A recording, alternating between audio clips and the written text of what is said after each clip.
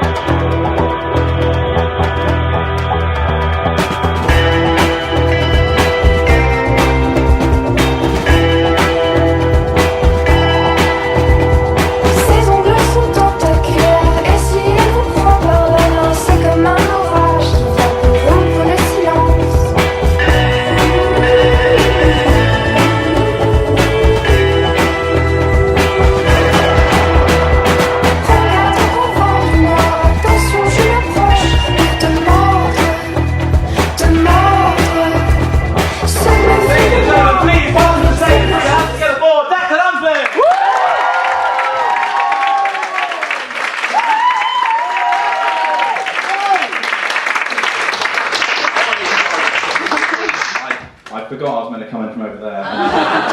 Sat watching the video, having a great time, and then realised, oh shit, stood over there. Start with a continuity error. Brilliant. Good thing I'm wearing exactly the same outfit. Yes. So welcome to the show. How are we? Having a good evening? Are we excited for the show? Yeah! Wonderful stuff. Well, this is my debut hour. It's my debut hour of stand-up, that is. Not, in general. My debut hour in general was a long time ago. My own birth, in fact. Or before that, depending on when you think you might. But I won't get into that in the first minute of the show. But yeah, it's a new, exciting hour of stand-up comedy. New and exciting for you guys, that is. Not so much for me, I already know it quite well. For me, really, the next hour is just going to be a very intense and well-lit test of my memory. If I do forget what I'm talking about, I decided I should sort of print off a copy of the script, bring that along. But in my haste whilst I was packing, I picked up the wrong bundle of white paper, so I brought my lecture notes by accident. So if I forget what I'm talking about, I'm going to have to lecture you on the history of Algeria in the 20th century in French. So if I forget my lines and end up needing to consult this, then I apologise if the show takes on a slightly more abstract feel. So yes, welcome. My name's Declan Amphlett, and I shouldn't be here, really. I shouldn't be here because I'm currently on my year abroad. I'm studying over in Paris, and I'm having the time of my life, guys. Having the time of my life. as you can tell by the fact that I'm here. It's been an eventful 6 months or so. Eventful there being a tactful euphemism for shit. And yeah, jet lag and disappointments, the title of the show. And true to the title, the main themes we're going to be looking at this evening are general existential angst, having our hopes and dreams brutally crushed, and physical and mental exhaustion. So, perfect for a Monday night in February, I think. I must say, it's not been easy moving abroad. I've lived my entire life and going to live in a foreign country. It does bring with it a lot of challenges, the most obvious one being the language barrier. Now, not to blow my own trumpet or anything, but I am pretty damn good at French, or as they say in France, Espanol. But I still do make quite a lot of mistakes with the language, which is to be expected, of course. You know, I'm perfect at the English because I've speaked it since I was the baby. I never make no error in it, not never. But with French, obviously, I'm over there. I'm still learning. That's why I'm there. And I have learned the hard way quite a few times. For example, I was at university in a language class, and we were sort of translating this text from English into French, the whole class working together.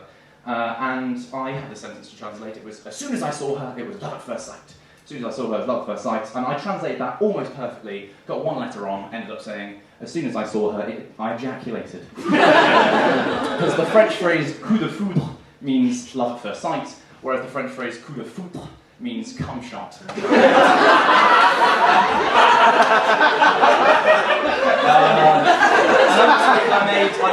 was wearing this homemade scarf. Some guy asked me where I got it from, and due to a minor pronunciation error, I told him my grandmother masturbated it for me.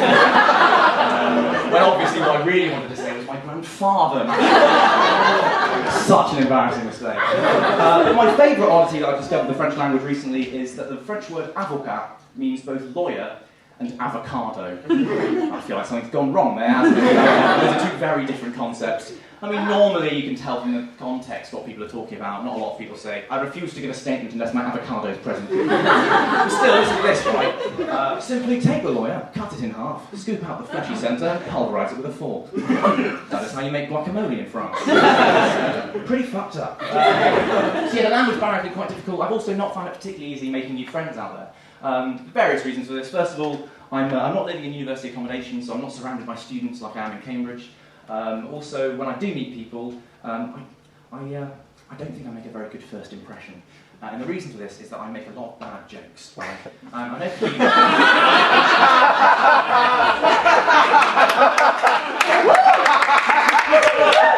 Oh, good, I've got friends in. I make a lot of bad jokes. I realise for you guys, in the first few minutes of this show, that probably isn't a very reassuring thing to hear. You know, not a lot of people go, oh, I went to see this comedian today. Yeah, highly recommend it. He was shit. But it's what I do. It's who I am. I'm not going to lie. It's who I am. But it does create some problems for me. For example, I think it limits my career choice. I could never do a job in which it's necessary to give bad news to people, because I'd also feel I need to slip a joke in there to try and soften the blow, and it would be entirely inappropriate. For example, let's say I was a police officer. It'd be like, oh, why did your husband cross the road? Excuse me. To get to the other side, which he didn't because he was hit by a bus. So I feel lost. Could be a doctor either. I'd be like, so Mr. Smith, I've got your test results. Knock, knock. Who's there? You. You who? You have 5 months to live. It's a shame. I could be a doctor. It's a shame. I'd quite like to be a doctor for the sole reason I could then go to restaurants, and when my food arrived, I'd go, oh, just what the doctor ordered.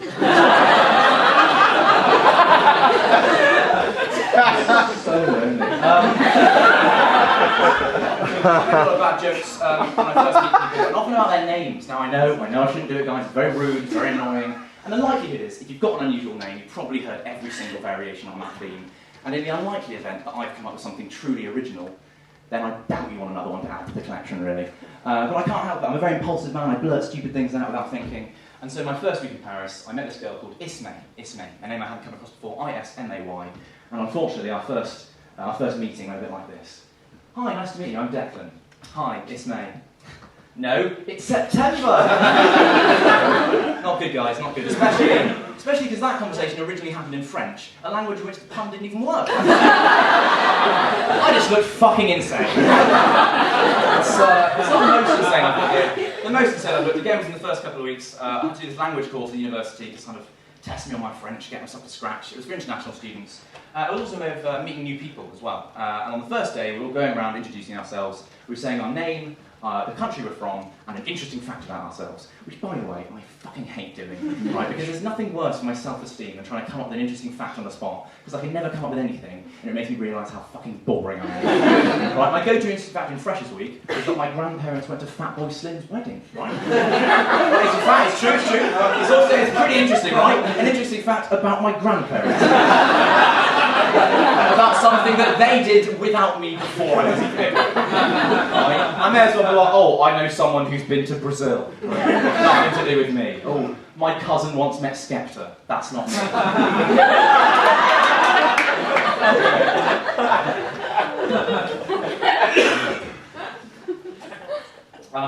My go-to interesting fact nowadays is that I have never eaten a pear. Never eaten a pear. This is entirely true. It's not a joke. It's not a joke. The only joke here is my diet. I live my life by the mantra, my body is a temple, and I'm ISIS, and I've destroyed it. The reason for this is I was very fussy as a child. I didn't eat a lot of food, and it's only been the last couple of years recently that I've started to eat what most people might describe as food. But for some reason I haven't got around to eating a pear yet. And now, I don't really want to, because if I do, I'm going to have to come up with a new interesting fact. It's the whole world of hassle, really, isn't it? Anyway, we go around introducing ourselves, and I realised pretty early on that most of the people in this class were from England or America or Canada, basically English-speaking people. And this worried me a little bit, because as I said, the only reason I'm in France is to learn the language, and I knew I'd end up speaking English to these people. And so I panicked, right? I let my impulsive side take over, and I did the only thing I thought would work in this situation to make sure people didn't speak to me in English. When it was my turn, I told the entire class that I was from Slovakia. Now, you might be sat there thinking, wow, Declan, that is a foolproof plan. If, like me, you're a fucking idiot. Because it worked for all about 30 seconds, then a new guy comes into the class, new kid on the block, new kid on the Soviet block, as he was also from Slovakia. Not also, that implies that I am from Slovakia. I'm not. Just to clarify, I'm half Irish, half English. And also apparently 70% water. Not quite sure how that one adds up, really. Anyway, this guy introduces himself being from Slovakia, and the teacher goes, oh, you must speak to Miroslav over there. Well, that was my name.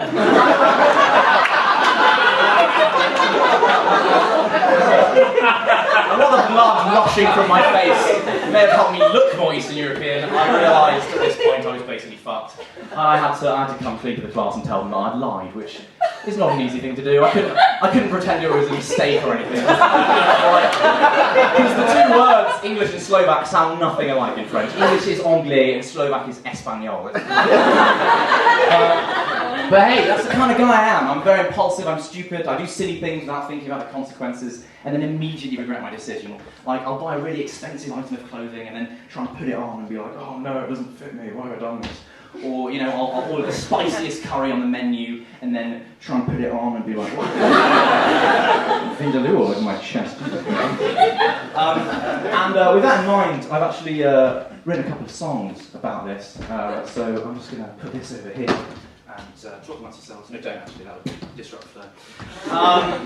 Yes, this first song is about consecutive numbers.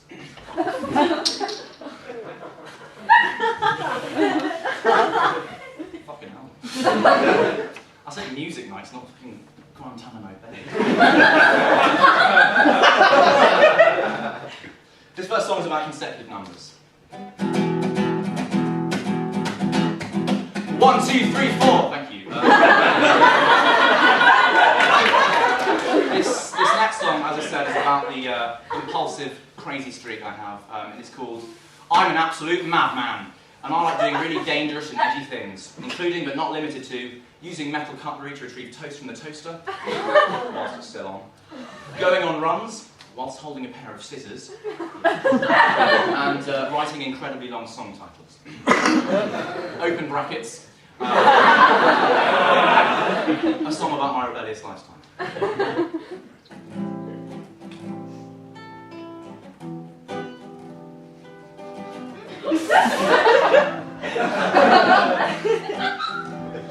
Ever since I was a child, I found authority to be quite repulsive. I like to break the rules. Oh, no, it doesn't break.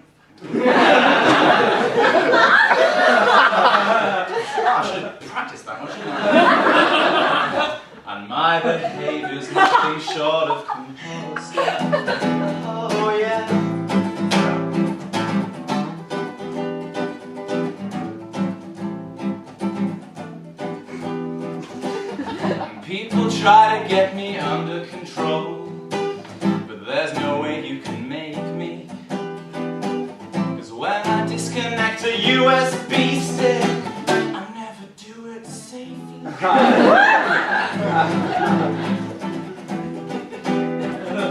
My priest told me that he'd pray for my sins, but there's nothing he can do to save me. Cause when it comes to having sexual intercourse, I never do it.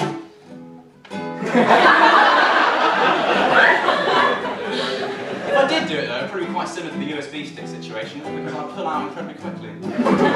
This birth control's a sin. Because I'm fucking crazy. Yeah, I'm certifiably insane. My rhymes are never lazy. They're always really good.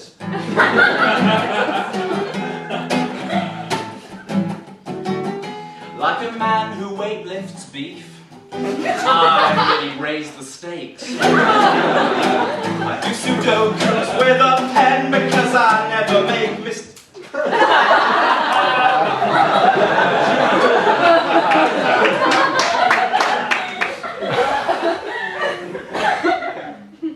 Because I never make mistakes. I'm such a massive legend. You'll find me in Ibiza or Maga.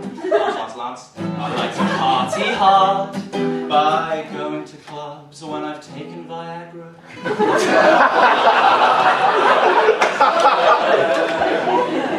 Because I'm fucking mental. Yeah, I'm crazy. But despite all that, my lyrics are never crap. Patrick Swayze. Because I'm fucking mental. Oh, I'm breaking the boundaries and taking the piss. And to prove that once and for all, I eat Kit Kats like this. Alright,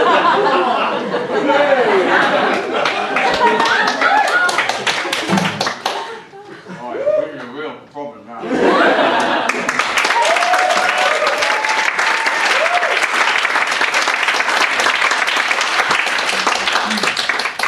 It's a much larger bite than I thought it was. Oh, bloody hell. Alright.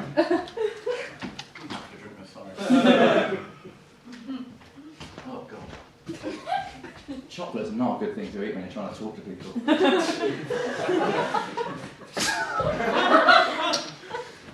Good, right. Let's get back to the matter at hand. The year abroad. So yes, I've got to be honest with you, I've not found it easy. I've not really enjoyed lots of it. Various reasons for this. As I said, the language barrier. Funny for you guys, but at the time, you know, when I told my plumber I wanted him to fuck the pipes rather than lower the water pressure, isn't that funny for me? Considering he then actually did that. And like meeting new people hasn't been particularly easy and all that kind of stuff. Because, you know, I've been struggling with my self-esteem a little bit as well for the past couple of decades. You know, thank you. It's very strange though, my self-image, because on the one hand, I'm crushingly insecure, but then at the same time I'm also incredibly arrogant. And those two halves of myself are very difficult to reconcile. You know, it means that most of the time in my head it's like, God, Declan, you really are the best at doing everything wrong. I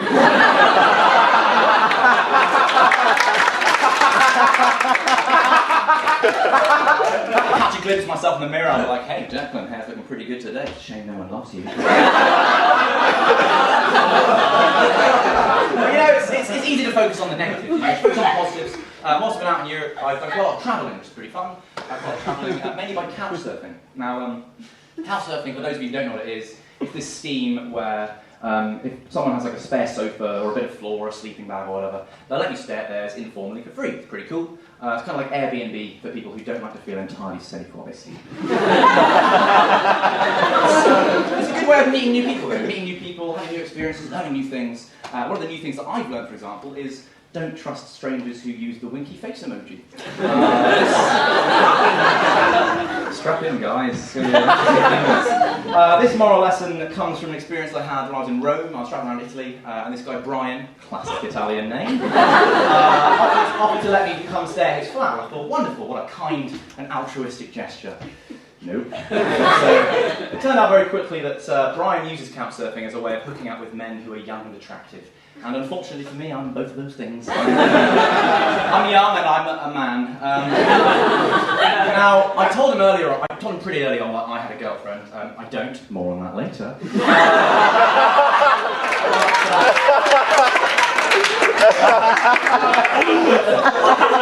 Most people, when they hear that, they'll give it up, right? Most people, if they find out in a relationship, they will give it up. Not Brian, though. If anything, Brian saw it more as a challenge, right? There's genuine arguments to me when I told him this. He says, well, we can just do blowjobs then, because blowjobs don't count as cheating. Like, how do you even argue with someone that far deep, right? Because I would never cheat on anyone, okay? It's a terrible thing to do. No way, I wouldn't do it. The closest I've come to being unfaithful is the fact that I have a Boots loyalty card, but I occasionally buy my toiletries from Supertramp. Not as loyal as you might think, Boots. But you know, blowjobs don't count as cheating. That is a whole new level of logic there. I mean, I feel like Brian didn't really understand what cheating is. I bet Brian thinks, right, it's not cheating if you take extra Monopoly money out of the box while no one else is looking, and then use that money to pay married men for sex.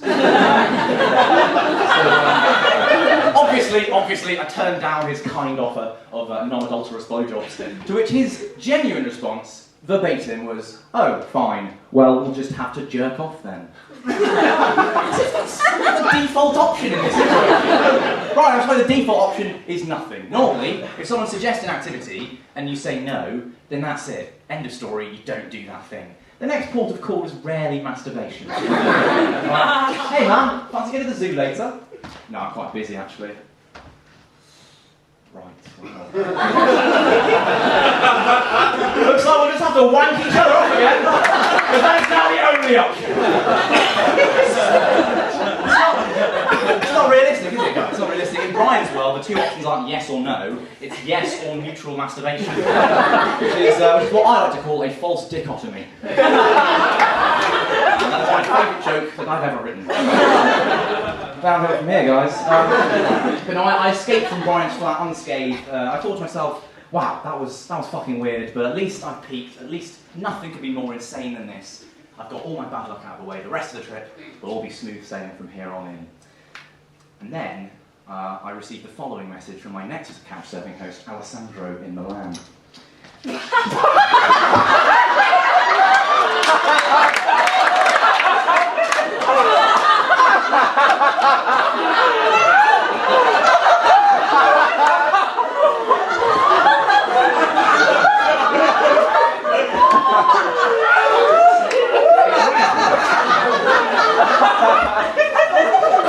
Going on there, isn't there? Let's just take this bit by bit. Do a bit of literary criticism now. Hello, Declan! Exclamation mark. Okay, I'm on board so far. Nice friendly start. Little exclamation mark that shows friendly enthusiasm. Very nice. Please bring your old shoes to my house. And just like that friendly conversational tone is brutally destroyed. That is a very bold opening conversational move, isn't it? Most people will do a sort of, how are you? Hope you're well, hope you're alright, that kind of thing. This guy, straight in there with, give me your shoes. And then, ... right, gonna stop there as well. That's a good punctuation there. Why the ellipses? Right? Why is he trying to add an element of suspense to this? Right? I'm already emotionally fragile at this point. This is not something I need. I need them for my collection. I mean, the mental image I was painting of this man's house at this point, it went to some weird places. Like, hey Declan, I've got a collection of dead bodies that need clothes. Like, ... more suspense as if I was shitting myself in the room. And then yeah, right, God have mercy. You can only read that in a satanic tone of voice. That is the kind of thing you say to a villain in an action film, you're about to kill them. Like, that makes me feel like I'm going to need my shoes for some sort of battle to the death. Right, let's get rid of that, please. Jesus Christ. Thankfully Alessandro did actually turn out to be quite a nice bloke. He was pretty normal. The shoe thing wasn't as weird as it initially seemed in that message. It's just this exchange thing he does. All of his couchsurfing guests bring in a pair of shoes, and then they can swap them for the other ones that other people have left. A little exchange policy. And funnily enough, actually, the shoes I'm wearing right now are from a shop, because, you know, I don't wear other people's old shoes. That's still fucking weird. But he was a nice bloke. He showed me around Milan. He invited me to come hang out with his friends and watch a film, and I thought, perfect, you know, chance to speak the lingo a bit, meet some new people, watch a film, sounds great. And then I got there, very quickly worked out this was not a normal group of friends. This was Alessandro's prayer group. That's right, the universe had heard my pleas, and after making me spend an evening with Brian, the most open and forward man that I've ever met, decided to redress the balance by making me spend an evening with a group of devout Catholics, some of the most sexually repressed people I know. Right. And one of them told me which film we were going to watch, and I was like, oh, really? Oh, great, yeah, I love that film. Woohoo, what? I had no idea what she said, right? I'm not very good at Italian. I just sort of smiled and nodded politely like a pious Churchill dog. Oh, see you. The film very quickly turned out to be The Passion of the Christ. Right? For those of you who don't know this film, it's a religious epic about the last 12 hours of Jesus' life, starting from his betrayal by Judas in the Garden of Gethsemane, going straight up to his eventual crucifixion and death. And then there's this weird bit at the end, which I think they added on, like, the director to put it in there for, like, make it more dramatic or something, and I don't think it actually happened. He, like, comes back to life. Just makes the whole thing so unrealistic. It's a very graphic film. Right? It's very graphic and shows in great detail all the torture. There's a lot of blood going on. It's not very nice. It's bordering on gratuitous, really. But it does kind of hammer home the suffering that Jesus Christ had to endure. But no amount of suffering can quite compare to having to sit through all 3 fucking hours of it.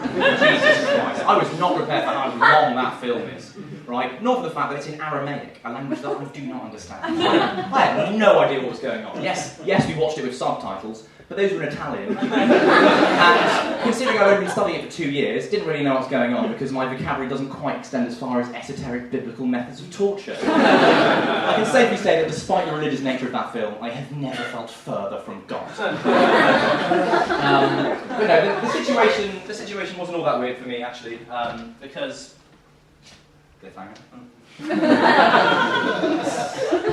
because I'm actually from a Catholic family myself. Any Catholics in the room? Give us a cheer if you're Catholic. Okay, a decent little Catholic pocket over there. Uncharacteristically enthusiastic Catholics, to be honest. I was expecting more sort of a mumbled Hail Mary, a faint sound of self-flagellation or something. I'm sorry, I'm at the theatre. It's fun, man. I was born a Catholic, I was raised a Catholic, and then at the age of 14 I watched a couple of Richard Dawkins videos on YouTube, and then I converted to being a cunt. You know the type, like edgy teenage boys who read the first chapter of The God Delusion and then decide to get into a religious debate every 5 seconds. Like, achoo! Oh, bless you. Bless me. I think I find God's not really fucking idiot. Militant atheism, you know. Nowadays, I've kind of outgrown that phase. I don't really care. I think religion is a personal thing. As long as you keep it to yourself and you don't allow it to interfere with matters of state, and as long as you don't use it to infringe on anyone else's rights, then I think, well, believe what you want, okay? But yeah, my Catholic upbringing is still a very big part of my life and my childhood. So in religious terms, I'd say I'm an atheist, but in cultural terms, I guess I'm still a Catholic. And the best way of explaining this is that I don't believe in God, but I believe in the Protestant God even less.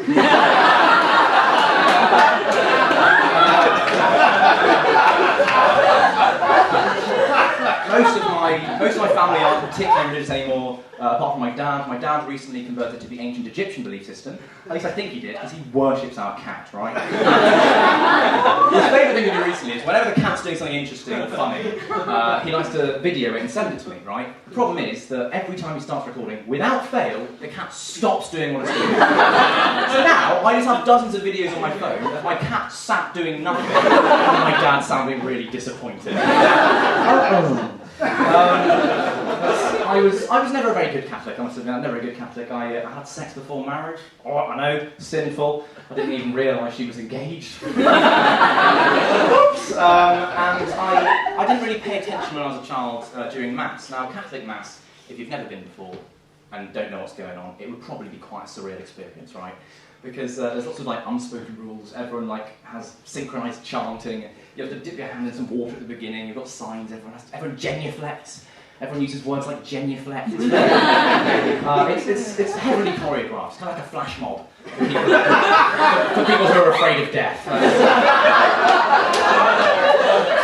I just didn't pay attention at all. My mind would wander to other places. For example, there's a lot of talk about the body and blood of Christ, right? How his body is bread and his blood is wine. And I used to think, right, if Jesus' body is bread, does that mean if Jesus gets a sunburn, his skin becomes toast? Think about it. I thought about lots of stuff like that, hypothetical questions. For example, in Peter Pan, before the accident, was Captain Hook originally called Captain Hand? or was his name merely a cruel and ironic piece of foreshadowing? I did like Peter Pan though, classic story, never gets old. I hate myself. Another one. Why are there no racist lions in Pride and Prejudice? None of those thoughts occurred to me as a child. I came up with them a couple of months ago, but I had nowhere to put them, so there we are. Everything's a lie! Okay. Yes, Catholicism. The problem with Catholicism, I think, nowadays, it's very out of touch with the modern world. And other strands of Christianity are doing much better in that respect. Right? For example, on the subject of bread. Now, bread, as I said, very important to Catholic and Christian doctrine. With Catholicism, when it comes to bread, all you get is this shitty little wafer thing, right? I remember the first time I had one of those. Biggest anticlimax ever. Right? They are disgusting. I thought to myself, if this is what Jesus tastes like, he has not been looking after himself very much. Like, bloody hell. But in Cambridge, even today, you can send a text and get evangelical Christians to make you entire toasted sandwiches. Yeah, you all seen this? Text a toasty? Pretty sweet deal. I think it's a scheme run by the Christian Union. I love it. Best thing since unleavened bread. Love it. It's like Deliveroo, but the Deliveroo driver doesn't have a bike, they have an agenda.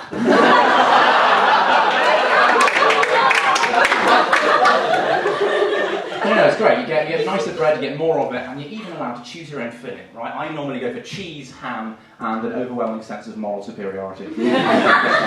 Now, if you are an evangelical Christian and you think I'm being unfair on you, please do remember I did also make fun of atheists earlier on, so I've made fun of both sides. Although that wasn't for the sake of balance, that was just so I could feel superior to everyone. That's what's really important. Yeah, the next bit slips my mind. And normally I write my set list on my hand, but today I thought I knew it really well, so I just wrote "You can do it."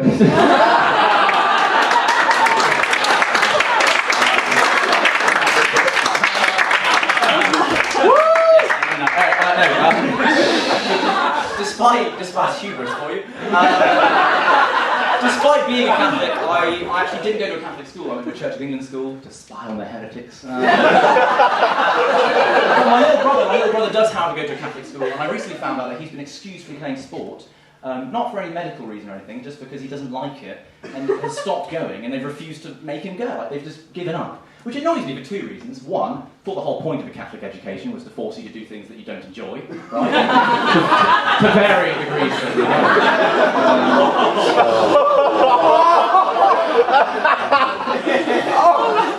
Funny because it's true, Two, because I had to do sports school and I bloody hated it, right? I played rugby for 5 years, not continuously, of course. And by the end of it, you could say I was a bit of a rugby expert. You could say that, you'd be entirely wrong. I was shit, right? There were three main teams in my school. There was the A team, there was the B team, and then there was the C team. I wasn't in any of them, right? I was on another plane of existence over there. They were like the Premier League, I was 20,000 leagues under the sea. I was in what was known as the development squad. Can there be any title more insulting yet depressingly accurate of my school? The development squad. The main reason I didn't like PE though was because of the teachers. Right? They have these annoying phrases like give it 110%, give it 110%, which I hate because it has no consistency across subjects, right? Give it 110%, okay, in PE, if you get 110%, well done you, you're smashing it, good work. 110% in maths, you failed. So I also didn't like the PE teachers at all, because I found them quite creepy, right, especially some of the female pupils. And this isn't an unfounded accusation. I actually recently found out my year 10 PE teacher has been banned for life from teaching for having an inappropriate relationship with a pupil, whilst his wife, who also worked at the school, was pregnant. A lot of layers there, a lot of layers. When it comes to marital fidelity, that guy firmly in the development squad. giving 2 women on the go once, giving his own advice of 110%, a little bit too far, I think. It's 200%. Another phrase I didn't like was push through the pain. Push through the pain. It's quite a manly, macho phrase, isn't it? Push through the pain. Like most manly, macho things, completely withers in the face of even the slightest bit of logical reasosoning, right? That's the worst piece of advice I've ever heard. Pain is specifically designed to tell us that something's gone wrong and we should stop doing that thing. Pushing through it, bad idea. Say, for example, I'm doing a bit of DIY, doing a bit of sandpapering, right? We've got to the mime element of the show. I've been in France, I've been learning. I'm not learning very well considering I'm talking all the way through it. And as I'm doing a sandpapering, I feel this discomfort in my hand, and I think, oh, I should probably stop. But then, the crucial moment, I remember Mr. Brinkley's advice, and I pushed through the pain triumphantly, and I ended up with no fingertips because I was holding the sandpaper the wrong way around. But no, mainly I got on quite well at school. Obviously, there were certain bits that I struggled with. I occasionally had problems with the definitions of words, but despite that, my headmaster described me as mediocre. Anyway, I've written a little account of one of my more memorable PE lessons that I'd like to read to you now, and again, don't want to boast, but this was recently described as derivatives. It's pretty good. The place, the school sports fields. The year, 2009. The day, because it's too dark to play sport at night. It was the first day of year 9.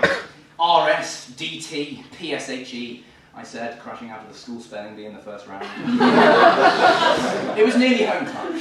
Maths had been hard, geography had been hard, French had been hard, history had been hard, and learning about synonyms in English had been hard. I looked down at my timetable. PE, my least favourite lesson. I go to the changing rooms and try to avoid eye contact because he has a weird name.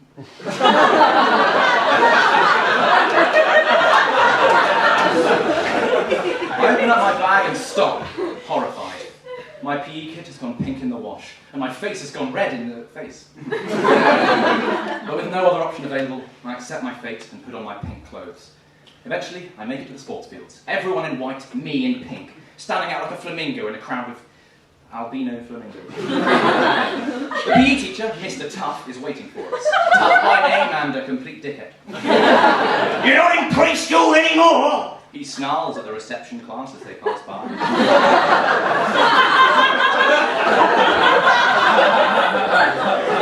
He turns to us. Good afternoon, gentlemen. This term we're going to be playing rugby. So let's lay down some ground rules. This area is the pitch. Now that's the ground rules done. Let's talk about the rules of rugby. Mr. Tuff was like a piece of bread. Hard on the outside, but with a soft, fluffy centre. Mr. Tuff was also 54 years old, and much like a 54-year-old piece of bread, any trace of that softness had long since been destroyed. Unfortunately, my daydream about bread meant that I had totally missed his explanation of the rules. I was thrown in at the deep end. Then after our swimming walk was over, we got out of the pool, dried ourselves and returned to the pitch. One of the boys complained that it was cold. It's not cold, Mr. Tuff replied, his voice muffled slightly by his 7 layers of clothing. He splits the class into 2 halves, then he splits the class into 2 teams, then splits the teams into 2 halves, backs and forwards. Mr. Tuff told me I was forward, so I stopped asking for his number. I'd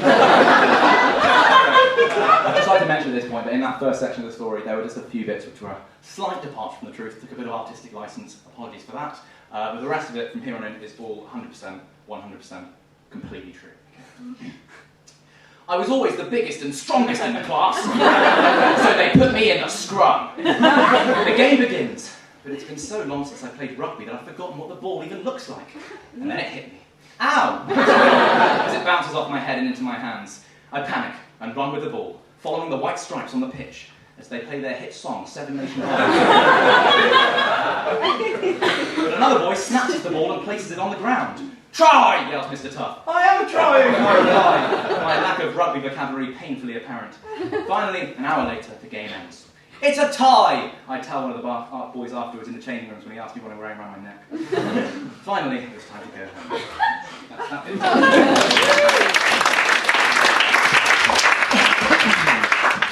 Hello, welcome to Jet Lag and Disappointment, a show about my year abroad. Here's a 15-minute section about Catholicism and rugby lessons. It's relevant, I swear. No, it's not relevant. I'll be honest with you. There was a lot of stuff in this show that isn't about my year abroad, and the reason for this is, as I said, I wasn't having a great time out there. And whilst I thought I was writing a show about, living in Paris and stuff like that, when I looked at all the things I'd written, it was very clear to me that I hadn't written anything about it, because I was sort of writing as a form of escapism and trying to ignore the fact that I was even there.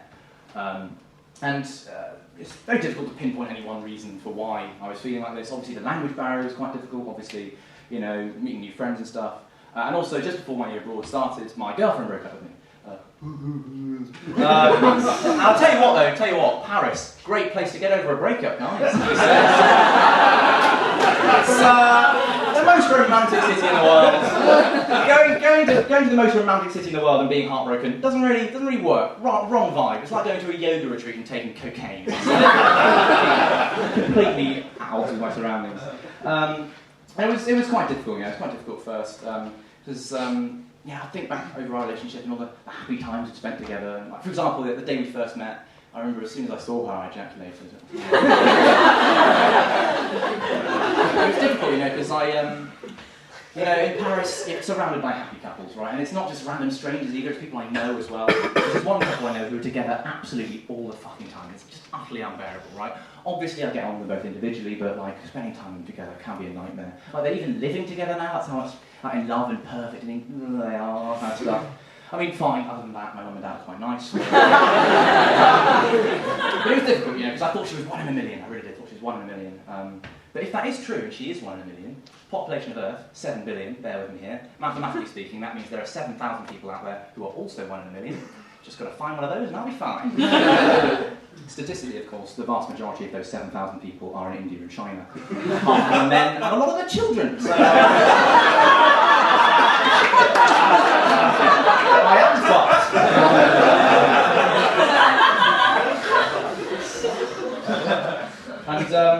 And straight after the breakup, I went to spend a month at the Edinburgh Fringe, and I thought to myself, well, I'm having a shit time, but I know I'll go and cheer myself up by watching some stand-up comedy.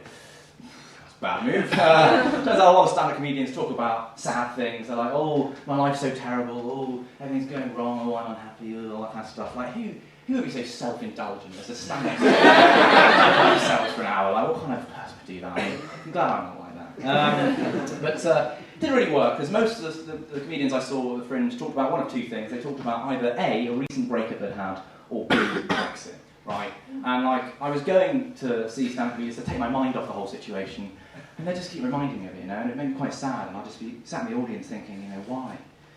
Why did this have to happen? I never wanted it to end like this. Like, how long is this process even going to take? Like 6 months? Our relationship's totally unsalvageable at this point. Now. Even if we did stay together, just soured the relationship completely. I can't believe it's over. I can't believe we're living here. There are a lot of similarities. A lot of them talk about breakups and Brexit. Bonus points if you combine the two. For example, my most recent breakup was like Brexit, a controversial decision that made half the people involved incredibly unhappy. And partially caused by Nigel Farage. Strange implications there. With all that going on, the last 6 months or so have been a bit of a roller coaster, to say the least, a bit of a roller coaster. And not the fun kind, the Alton Towers kind, where you think everything's going swimmingly, and the next thing you know, you've got trust issues and your legs have been amputated.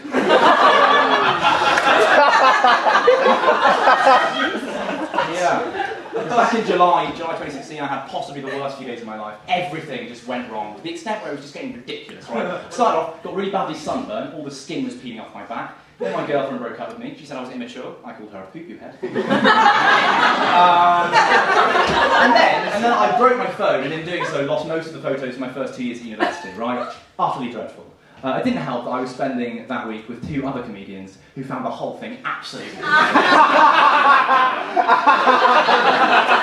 The pinnacle being, on the day I got dumped, walking past a busker singing, "Ain't no sunshine when she's gone." It's like the universe really had it in for me that week. But one of my friends tried to cheer me up. She said, "Hey Declan, I know you're having a bad time now, but hey, look on the bright side. I'm sure this will be able to inspire you in some way in the future." And I know, she said, "You'll be able to write some comedy about all this in the future." That's what she said. And I know what she was trying to say there. She was trying to say that it'll help me write material, it'll give me some sort of impetus. But what that really means, you'll be able to write some comedy about all this, what that really means is, Declan, I know you're upset, but don't worry, I find your intense emotional pain hilarious. So, with that in mind, I've written another little song, and this song is about all of the sad things that have happened to me in my life. That doesn't warrant a laugh! Right, here we go.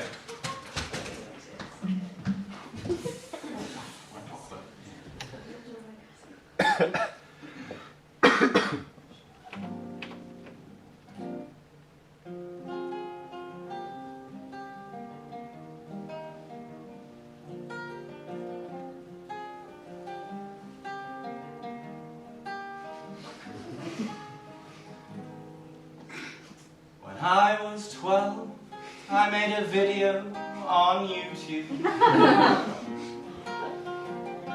I wanted to make it the best that it could be.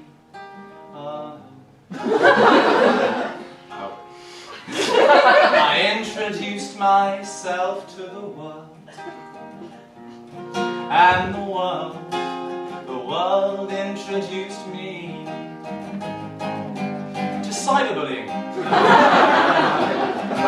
I had a stutter at school and the other kids teased me. They called me names, I spent my time all on my own. La la la la la la la la la. Leave me alone is what I say.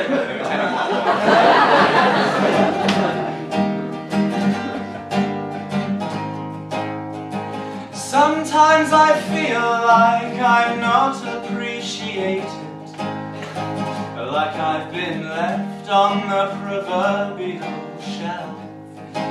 Oh, 'cause even though I made the tab's biggest name on campus lists, I nominated myself.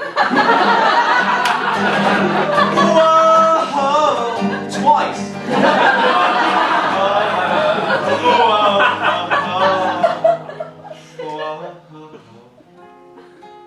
Sorry, I forgot to mention, that's the name of the song, Woe, as in W-O-E.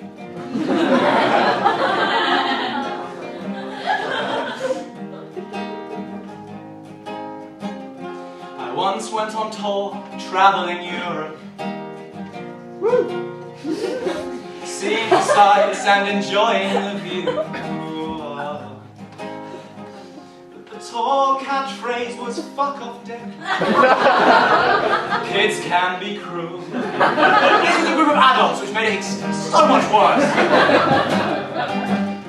I find it hard to express how I'm feeling, and that makes me feel. Fuck it, never mind. My therapist says I've got an inferiority complex. Oh, and it's true. Oh, it's true. Oh, it's true. But it's not a very good one.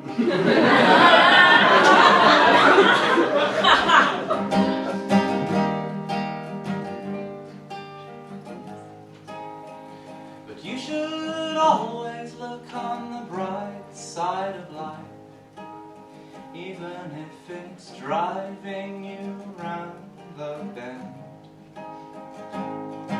Remember, there's a bright side of life. It eventually ends. We're all gonna die! How funny is that? Oh yeah.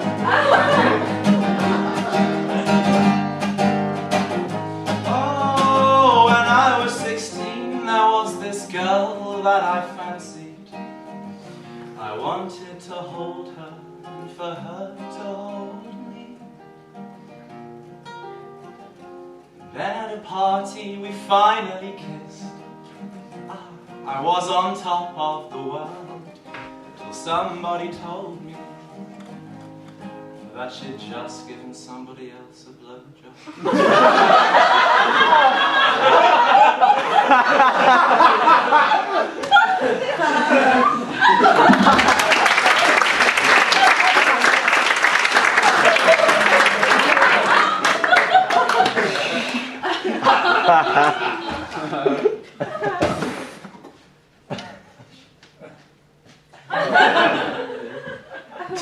Mere memory of that. Not funny, alright? Not funny. You wouldn't be laughing if you understood the emotional trauma involved in giving another man a blowjob by proxy. Ha ha, yeah, great. I'm not even wearing this stupid costume, it doesn't even fit me. Look at this, right? Look at this.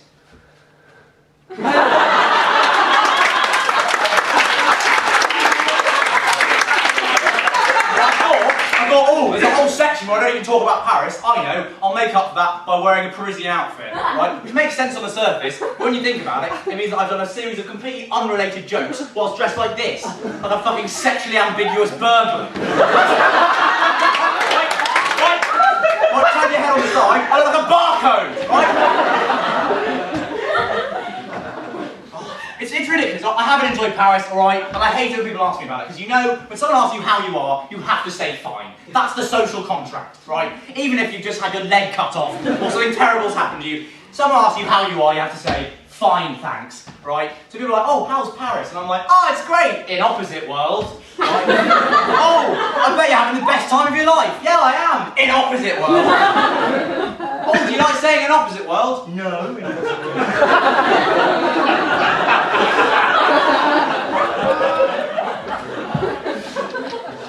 Obviously this is all scripted, right?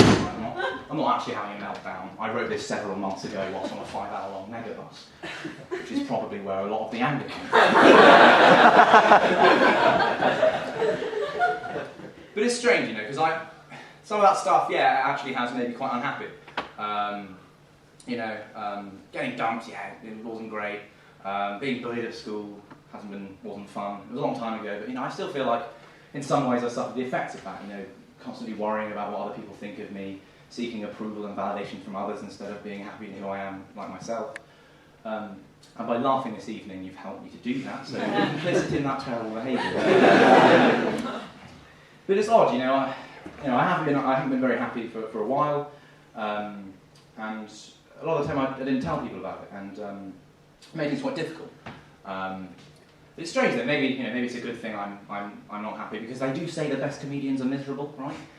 What people often forget to say when they say that is that there's also a lot of miserable people who aren't comedians. They're just whiny and annoying. Like, who's the funniest character in Winnie the Pooh? Is it E or is it fuck?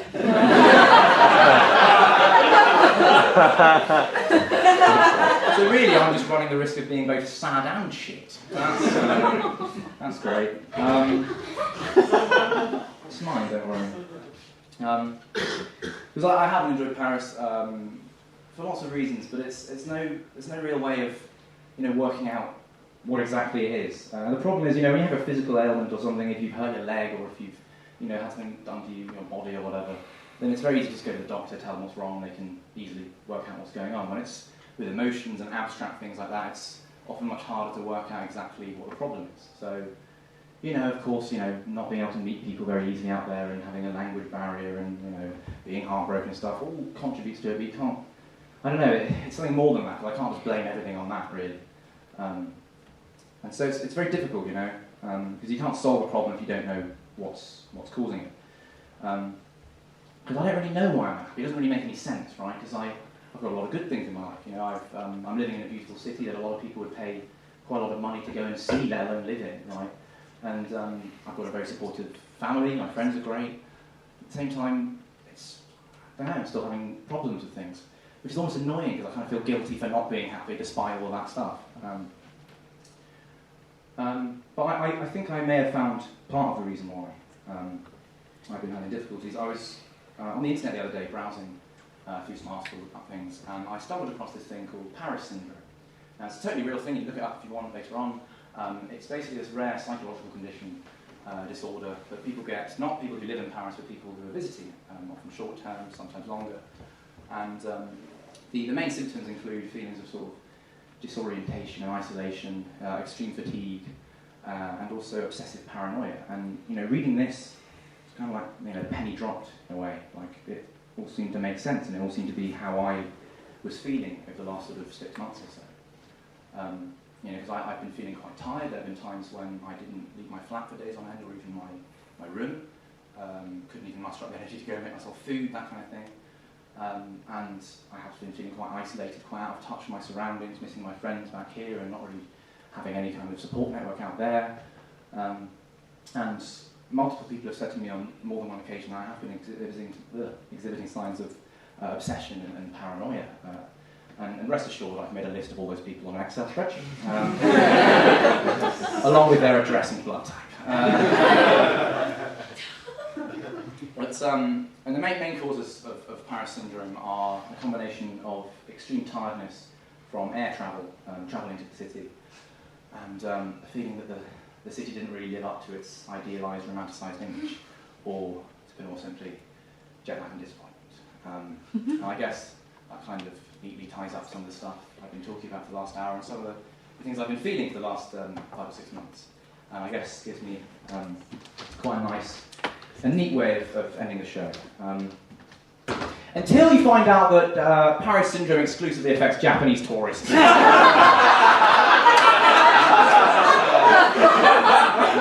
And it's not possible to get jet lag from a 1-hour time difference. So, it's not really relevant here, but never mind.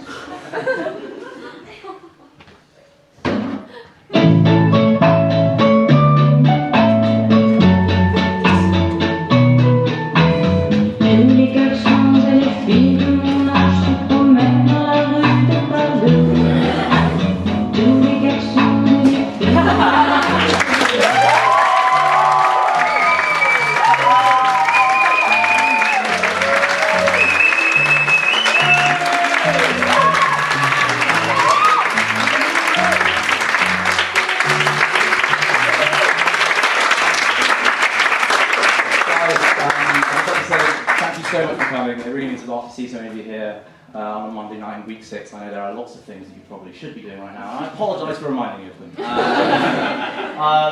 It really does mean a lot. That show has been the last 6 months of my life and stuff, and I've put a lot of work into it, and it's, for obvious reasons, been quite personal and a difficult project at times. But thank you so much again for coming along. It's really been a pleasure to perform to you. This is one of my favourite things to do, and it really means a lot.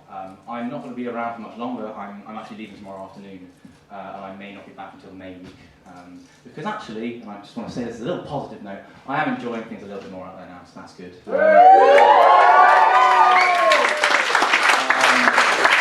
going to be back for a while. I'll let you guys do your exams and stuff in peace. I'm leaving tomorrow, so if anyone wants to hang around after and say hello, that'd be lovely. Even if it's just for like 5 or 10 minutes to say hello, that'd be great. I'm probably going to pop to the pub at some point later. So yes, again, thank you so much for coming. You've been a wonderful audience. I've been Declan Amphlett. It's been Jet Lag and Disappointment. Thank you.